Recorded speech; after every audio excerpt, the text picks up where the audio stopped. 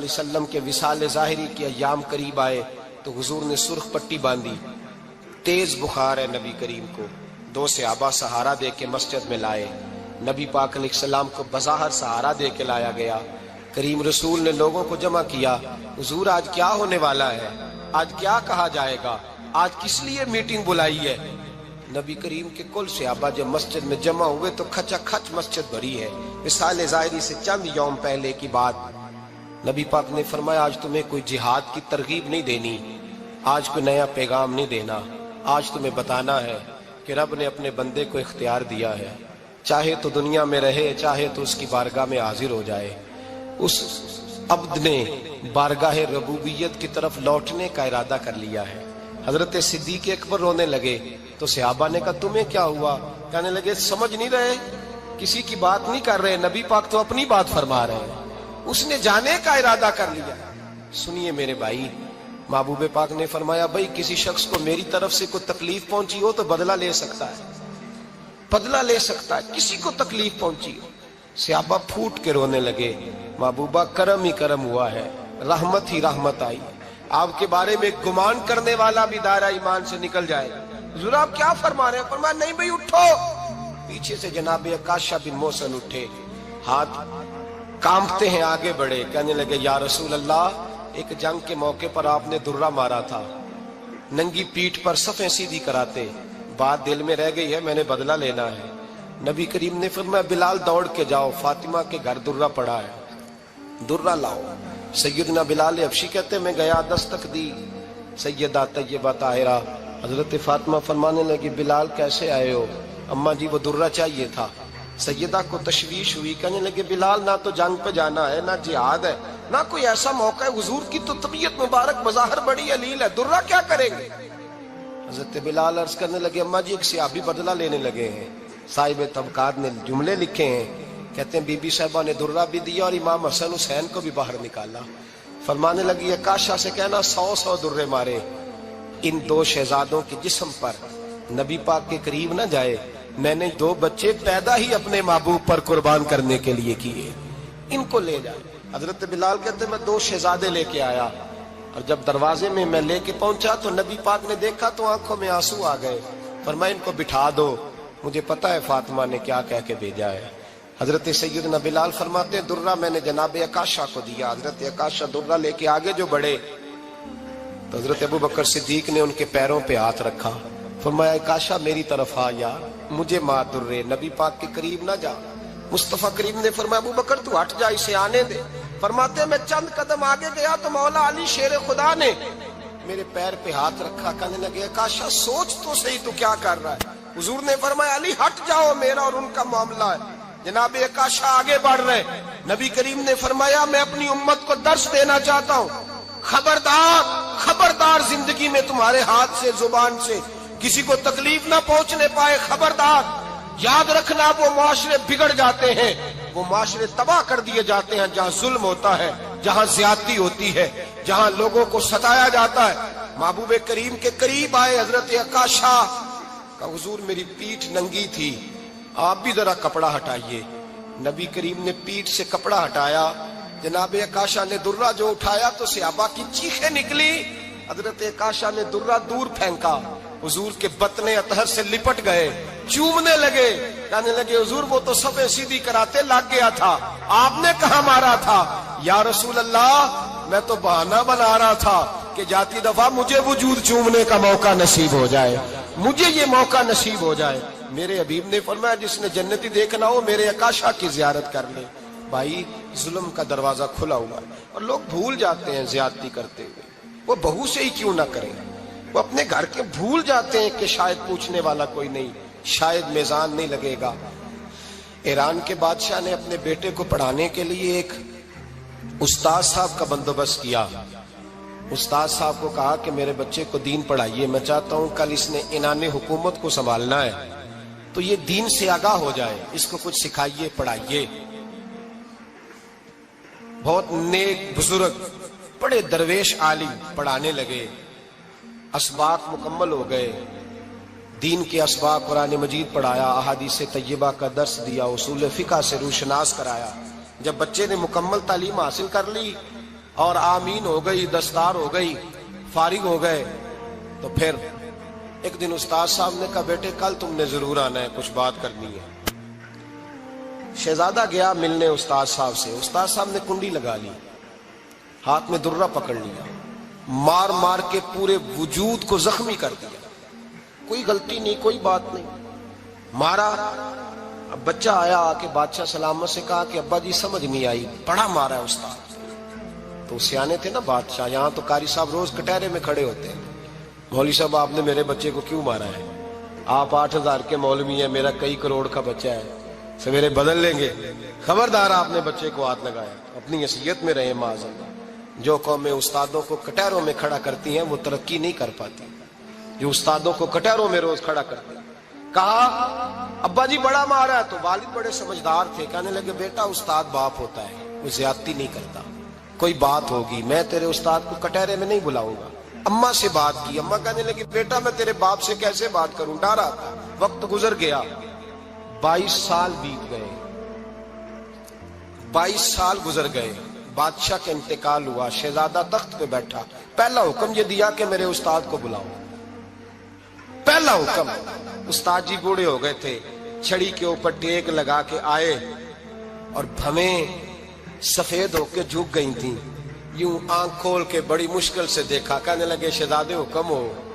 کب میں شہزادہ نہیں، اب میں بادشاہ بن گیا ہوں۔ استاد جی 22 سال بیت گئے، آپ نے مارا تھا، پر وہ درد چونکہ زیادتی کی تھی، میرا قصور کوئی نہیں تھا، تو نہ میری روح سے درد گیا ہے نہ میرے جسم سے گیا ہے، میں بے اختیار تھا، پوچھ نہیں سکتا تھا، آج با اختیار ہوا ہوں۔ سب سے پہلے پہلا حکم آپ کو دیا، بلایا ہے، بتائے کیوں مارا تھا، کیوں مجھے مارا تھا، میری زیادتی بتائے۔ تو استاد، بوڑھے استاد کی آنکھیں آنسوؤں سے بھر گئیں، کہنے لگے بیٹے بس آج کے دن کے لیے مارا تھا، یہ جو دن آ گیا نا میری زندگی میں اس لیے مارا تھا، یہ میں چاہتا تھا میری زندگی میں وقت ہے، آج کے بس میری مراد پوری ہو گئی۔ کہا صاحب کس لیے، مجھے بھی سمجھائے۔ آپ فرمانے لگے کتنی دیر ہو گئی تجھے مار کھائے ہوئے، کتنا زمانہ بیت گیا؟ کہنے لگا 22 سال۔ فرمایا زخم بھولے تو نہیں، درد ختم تو نہیں ہوئی، تمہیں بات ایک منٹ کے لیے بھی تمہارے حافظے سے محو تو نہیں ہوئی؟ کہا استاد جی روز رات کو یاد آتی، روز خیال آتا تھا۔ استاد کہنے لگے بھائی تو بے اختیار تھا، پوچھ نہیں سکا، 22 سال تجھے یاد رہا، مجھے پتا تھا تو ایک دن حکمران بنے گا، میں نے تجھے اس لیے مارا تھا کہ بیٹے یاد رکھنا، کسی پہ ظلم نہ کرنا، اگر تجھے 22 سال تک یاد رہا ہے تو جس پر تو ظلم کرے گا اسے بھی قیامت تک یاد رہے گا، اور یہ یاد رکھنا تو آج با اختیار ہوا تو تو نے مجھے بلا لیا ہے، قیامت کے دن غریب با اختیار ہو جائیں گے، مظلوم با اختیار ہو جائیں گے، وہ با اختیار ہوں گے باللہ الواحد القہار، رب کریم کی بارگاہ کے اندر ان کا اختیار ہوگا، اکیلے اللہ کی حکمرانی ہوگی، پھر وہ بلائیں گے بڑے بڑے کج کلاہ، دنیا میں جن کی پگڑیاں اونچی تھی وہ سر جھکائے کھڑے ہوں گے، دنیا میں جو ڈکٹیٹر بنتے تھے ان کی پشتیں لال ہوں گی، ان کو غدار لکھا جائے گا، قیامت تک نہیں بھولے گا۔ ظلم کرنا تو سوچ سمجھ کے کرنا، اتنا کرنا جتنا تم سہ سکتے ہو، اتنی زیادتی کرنا جتنی قیامت میں تم برداشت کر سکتے ہو۔ میرے نبی کریم صلی اللہ علیہ وسلم نے فرمایا ظلم سے بچو، یہ قیامت کے اندھیروں میں سے ایک اندھیرا ہوگا، زندگی میں زیادتی نہ کریں، اگر تھوڑی دیر کے لیے کوئی چیز برداشت کر جائیں گے تو وہ فائدہ دے جائے گی، کچھ دیر کے لیے اگر سہ جائیں گے تو نفع مل جائے گا، سہنے کی کوشش کریں لیکن زیادتی نہ کریں، نظر کو، سوچ کو، ذہن کو پاک رکھیں، اور میرے بھائی زندگی پوری ظلم سے بچیں، زیادتی سے بچیں۔ امیر المومنین حضرت جناب سیدنا عمر فاروق رضی اللہ تعالیٰ عنہ رات گھر میں تھے تو رونے لگے، بڑی دیر تک روتے رہے، والدہ اٹھی تو صاحبزادے سے کہنے لگی پتہ کرو تمہارے باپ کو کیا مسئلہ ہے۔ شہزادے آئے، کہنے لگے امیر المومنین والد گرامی کیا ہوا؟ تو حضرت عمر فاروق کہنے لگے بیٹا اپنی اماں کو بلاؤ۔ والدہ آ گئیں، کیا بات ہے، کچھ طبیعت خراب ہے تو حکیم کا بندوبست کیا جائے۔ تو حضرت عمر کہنے لگے کچھ بھی نہیں، آج مسجد سے نکلا ہوں تو نبی پاک کے صحابہ میری تعریفیں کر رہے تھے۔ یہ حضرت فاروق اعظم کے وصال کے قریب کے دن ہے، تعریف تو حضرت یہ رونے کی بات ہے کہ خوش ہونے کی؟ آپ فرمانے لگے نہیں، سوچتا ہوں बाहर तो मैं अच्छा रहा हूं, पता नहीं घर में ही कोई ज्यादती ना हो गई हो, पता नहीं तुम्हारे साथ भी मेरे मामला ठीक थे कि नहीं। सहाबा तो तारीफ करते हैं, रो रहा हूं तुम्हारी वजह से ना उलझ जाऊं, बीवी ही ना कहे मेरा हक ही अदा नहीं किया। ये लफ्ज कहते कहते पहाड़ है ये शख्स, कैसरो किसरा कांपते हैं। हजरत उमर रो पड़े, बीबी से कहने लगे मुझे अल्लाह की रजा के लिए माफ नहीं कर देती, मेरे ऊपर बोझ था उम्मत का, मैं सारी रात मदीने की गलियों में फिरता था, दिन सारा मस्जिद में गुजरता था, मैं तुझे वक्त नहीं दे पाया, माफ नहीं कर देती। तो ज़ौजा कहने लगी नहीं उमर, मैंने भी जिंदगी में अपना कोई सुख चैन नहीं देखा, कोई चाव पूरा नहीं किया, मैं कैसे माफ कर दूं, मैं नहीं माफ करती। हजरत उमर जमीन पे बैठ गए, रोने लगे, कहने लगे चल माफ कर दे। कहने लगी एक वादा करो, कयामत के दिन रब करीम की बारगाह में मेरी सिफारिश करोगे, अल्लाह की बारगाह में अर्ज करोगे कि अल्लाह अच्छी थी, मुझे कपड़े धो के देती थी, रोटी पका के देती थी, मेरी इज्जत की मुहाफिज थी। जनाब उमर कहने लगे तेरे साथ वादा है, रब अपने फजल से उमर को जन्नत देगा तो उमर तुझे जन्नत में साथ लेकर के जाएगा, तेरे साथ वादा है। अरे भाई, जिनके दिलों में एहसास था कि हमसे कोई ज्यादती ना हो जाए किसी जगह, वो तो यहाँ तक मामला करते थे, यहाँ तक उनका ख्याल रहता था। अजीजों, एक तो नजर में हया पैदा करें, वालिदैन की बहुत बड़ी जिम्मेदारी है। लाखों बच्चे मर्जी की शादियां कर रहे हैं, हजारों घर उजड़ रहे हैं, ये वो वाला जहर है जो हर घर में तेजी से फैलता चला जा रहा है। पहले हम कहते थे कि बच्चा बाहर ना निकले, अब कहते हैं अल्लाह कहीं मोबाइल लेके तन्हा ना बैठ जाए, कहीं तन्हा ना बैठ जाए, क्या बनेगा इसका अगर ये गंदगी और ये ऐसा नशा है जो उजाड़ के रख दे। बुखारी शरीफ में हदीस है, काज़ी अय्याज़ मालिकी रहमतुल्लाह अलैह ने बड़ी तफसील से लिखी है, रावी हज़रत अनस बिन मालिक हैं। एक बंदा बड़ी दूर से आया नबी पाक सल्लल्लाहु अलैहि वसल्लम की ज़ियारत के लिए, बड़ी दूर से। अरब के जो सरदार होते थे उनके बड़े नाज नखरे होते थे, वो खैर आज भी हैं, प्रोटोकॉल का माहौल आज भी, यानी वजीर साहब के आगे दो चार गाड़ियां ना हो तो उनको मज़ा ही नहीं आता, पुलिस वाले आगे पीछे भागें तो, हालांकि उनको नहीं पता कि जो पुलिस वाले आगे पीछे भाग रहे हैं ना, ये हुकूमत बदली तो गिरफ्तार करने भी इन्होंने ही आना है, लेकिन वो बड़ा मज़ा आता है जब लोग गाड़ी के पीछे भागते हैं। क्या बात है जनाब, बड़ी बात।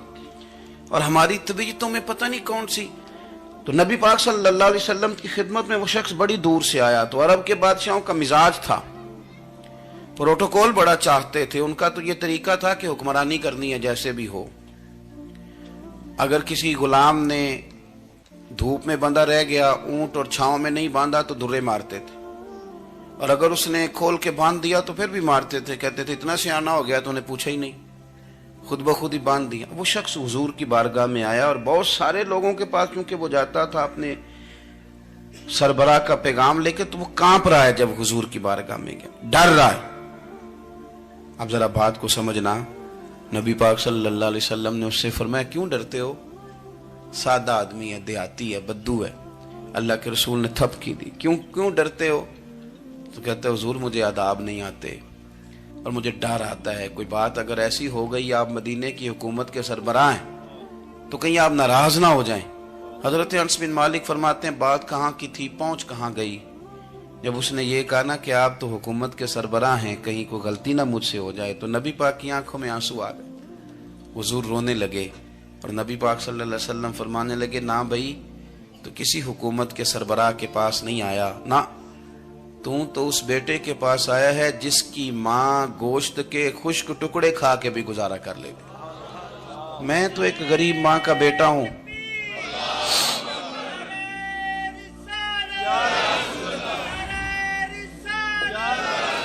भाई अगर आपका ये ज़ौक बन जाए, देखो ना आज तो लोग भूल जाते हैं ना, कपड़े बदल लेते हैं तो वो समझते हैं कि शायद सारा कुछ ही बदल गया, यानी गांव से आकर पढ़ने वाले भूल ही गए हैं कि किसकी माँ ने कितना जेवर बेचा था।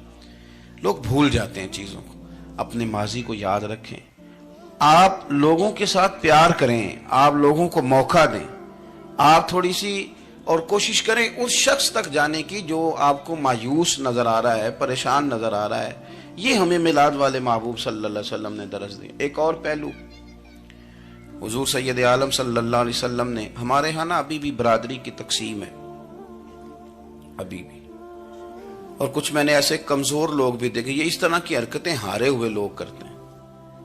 ہارے ہوئے لوگ جو اپنے آپ کو سمجھتے ہیں کہ میں کوئی بڑا آدمی ہوں.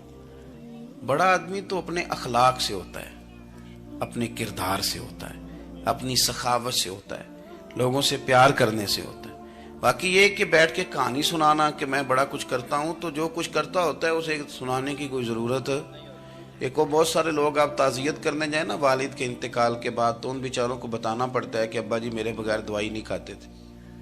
تو میں کہتا ہوں اگر تیرے بغیر نہیں کھاتے تھے پھر بتانے کی ضرورت نہیں, پھر تو سارے گاؤں کو پتا ہوگا کہ تیرے بغیر نہیں کھاتے تھے. اور اگر کوئی دال میں کالا ہے تو پھر تیری وضاحت کوئی بندہ قبول نہیں کرے گا. تو آپ کو بتانا کیوں پڑ رہا ہے, اور آپ بار بار اس بات کا ذکر کیوں کر رہے ہیں کہ ہم بہت بڑے قبیلے کے ہیں؟ صاحب اگر آپ بڑے قبیلے کے ہیں تو پتا ہوگا سارے علاقے کو آپ کتنا لوگوں کا خیال کرتے ہیں, آپ کس قدر محبت کرتے ہیں, آپ کا انداز کریمانہ کس طرح کا. پھر آپ کو بتانے کی کوئی ضرورت نہیں ہوتی, پھر خود بخود خبر ہوتی ہے. حضرت سیدنا ابو ذر غفاری رضی اللہ تعالیٰ عنہ, قبیلہ بنو غفار ایک بڑی شاخ تھی قبیلوں میں سے. جو لوگ اس زمانے میں مالدار قبیلوں سے تعلق رکھتے تھے ان میں سے ایک بڑا نام تھا. ساری زندگی چودراہٹ کی, لیکن میلاد ایک انقلاب کا نام ہے. میں میلاد منانے والے دوستوں سے گزارش کرتا ہوں کہ آپ ہر سال میلاد منائیں, اور ہر سال میلاد کے بعد آپ تھوڑے بدل بھی جائیں, یعنی تھوڑے سے بدل جائیں. کچھ لوگ کہیں یار یہ داڑھی میں نے نا 12 ربیع الاول والے دن رکھی تھی, یہ میری میلاد والی داڑھی ہے. اور داڑھی رکھیں بھی نبی پاک کی مرضی کی. کس کی مرضی کی؟ نہ ناراض ہو جائے جی, میں ٹور چلا بس. کس مرضی کی جی؟ اپنی مرضی کے نہیں. داڑھی کا وزن کو نہیں ہوتا کہ پوری مٹھی رکھیں گے تو آپ کو کوئی دقت ہوگی, کوئی وزن نہیں. پوری رکھیں, جو حضور کا طریقہ مبارکہ ہے جو ہمیں ملتا ہے اس پر آپ توجہ فرمائیں. تو میں جو بات عرض کرنے جا رہا ہوں وہ میلاد انقلاب ہے. حضور سید عالم صلی اللہ علیہ وسلم کی بارگاہ میں آنے سے پہلے لوگ کچھ اور ہوتے تھے, اور یہاں سے ہو کے جاتے تھے تو پھر ان میں تبدیلی آتی تھی. میں سارا دن کرامتیں سناؤں نا کسی کو اپنے پیر صاحب کی اور اپنے گھر میں بھی کہ میرے حضرت بڑے, میرے استاد بڑے, لیکن بیوی کے ساتھ اگر میں ترش لہجے میں بات کروں گا تو وہ کہے گی اے سکھاندے نے تینوں پیر صاحب. دوست کہیں گے یہ سکھاتے ہیں آپ. تو آپ کی کہانیاں نہیں چلتی, آپ کا کردار چلتا ہے. حضرت ابو ذر غفاری رضی اللہ تعالیٰ عنہ فرماتے ہیں چونکہ میں چودھری تھا, سیدنا بلال حبشی رضی اللہ تعالیٰ عنہ کے پاس میں بیٹھا تھا. کسی بات میں بات آگے بڑھی اور بڑھتے بڑھتے بات شکرنجی تک چلی گئی. رائے کے اختلاف نے باتوں میں تلخی پیدا کر دی, اور جب تھوڑے لفظ اور تیز ہوئے تو میں نے انہیں کہہ دیا چپ کر, تو ابشن کا بیٹا ہے. کس کے بیٹے تھے حضرت بلال؟